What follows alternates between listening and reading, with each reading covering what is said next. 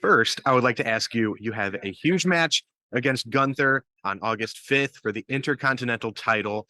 Tell me all about it and how you're feeling going into it. I'm very excited.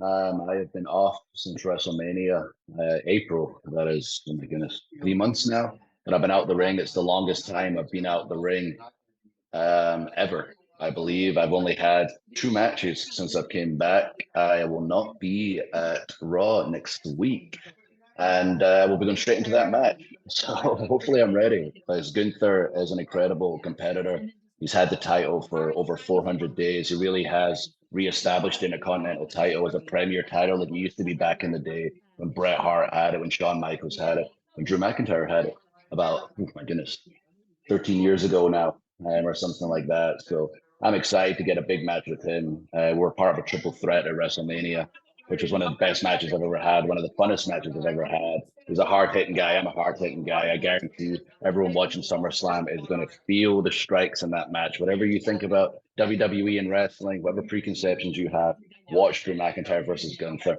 And I promise you, you will question what you think. Amazing.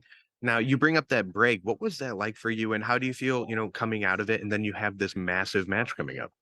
It was cool getting the break. There was a lot of rumors and headlines on the internet when I was out, probably like 50 different things. It was amazing. All the stories about me out there when you're not on TV, people talk, and there might have been some smoke with some fire with a few of them. But it was nice people were talking about me when I wasn't there. But I did have to get some things fixed physically. Unlike injuries I've had in the past, there was no rehab involved. So I was able to actually enjoy my time home, work in some outside projects, spend time with the missus and the cat, and take a step outside the bubble and kind of get perspective again. So when you're inside the bubble, we're 52 weeks a year. You're go, go, go. Sometimes you can lose that perspective. And the last time I really had a hard look at myself outside the bubble was 2014 when I got fired by WWE.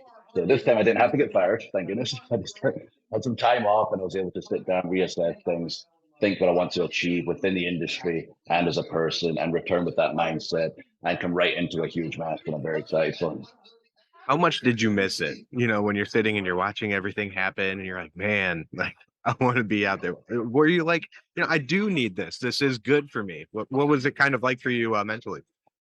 Yeah, it did remind me and just how much I love this. It's what I wanted to do my whole life. And it is sometimes when you're in the thick of it, you really do forget that. There was a time where I'd be happy to be the water boy. And there's times where I've been on the road nonstop and I'm complaining about things that are not worth complaining about, or angry about things that aren't worth being angry about. I'm watching the show at home. I'm like, okay, man, I'm getting antsy now. I'm watching a great match. I wish I was in that match. And I went to Berlin a couple of months ago for the Special Olympics Games, where I'm a global ambassador of the Special Olympics, and I had the opportunity to walk out with Team Great Britain in the stadium there and see all the fans in the crowd.